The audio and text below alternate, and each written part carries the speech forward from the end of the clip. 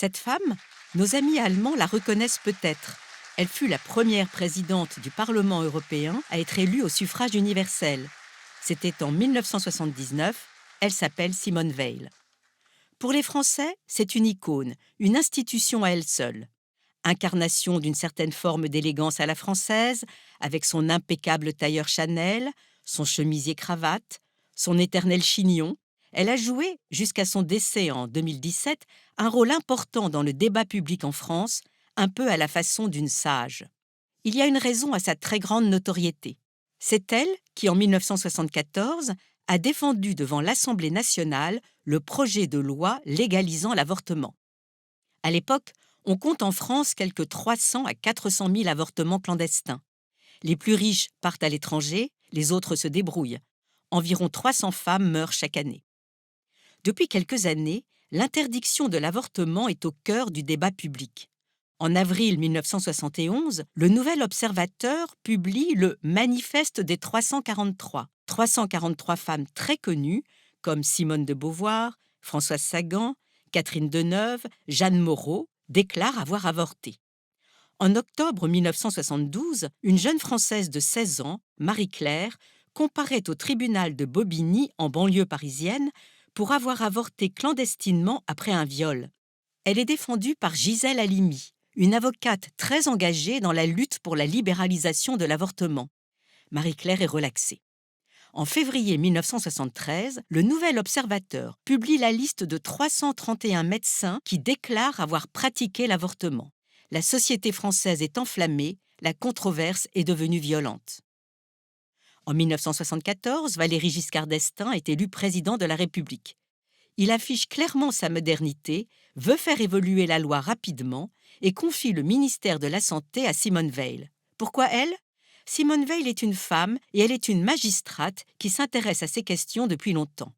Elle s'attelle immédiatement à la tâche.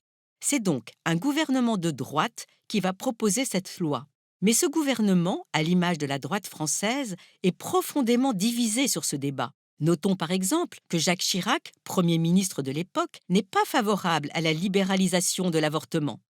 À la veille du débat, des députés demandent à Simone Veil de retirer son projet de loi, tant les troubles qu'il provoque dans la société sont grands. Des manifestants anti-avortement distribuent des tracts violents exhibant des cadavres de fœtus. Des catholiques marchent vers l'Assemblée en récitant des prières.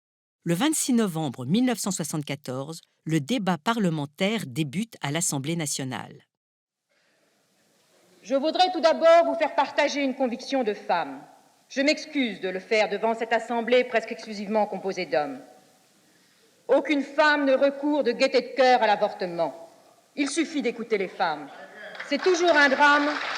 En ce mois de novembre 1974, la France est secouée par une grande crise sociale et 1 heure après le début du débat, les techniciens de la télévision se mettent en grève.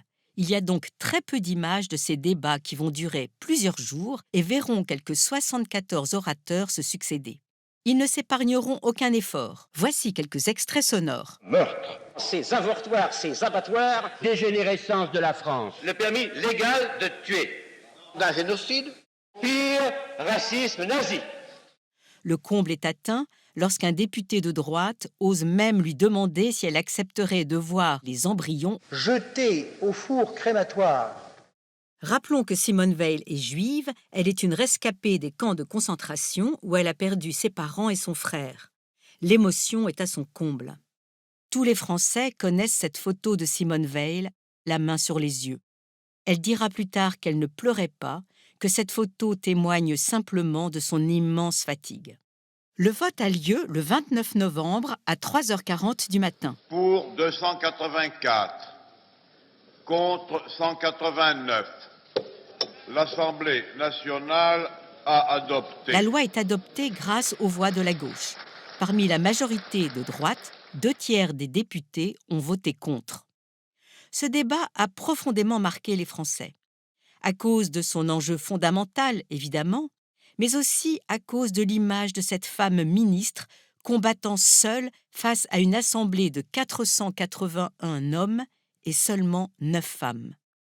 À cause de la violence du débat, de la haine féroce des opposants à la loi, de la grossièreté inimaginable des propos à son égard, émanant le plus souvent des députés de son propre parti, à cause de la façon dont toutes les femmes en France ont vécu personnellement ce débat.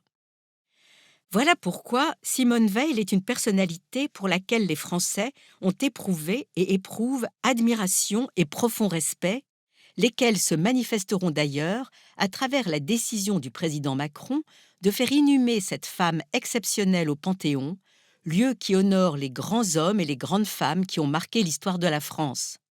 Quant à l'avortement, ou plus exactement l'IVG, interruption volontaire de grossesse, il a été inscrit en mars 2024 au sein même de la Constitution, la France devenant ainsi le premier pays au monde à garantir la liberté de recourir à l'avortement dans sa Constitution.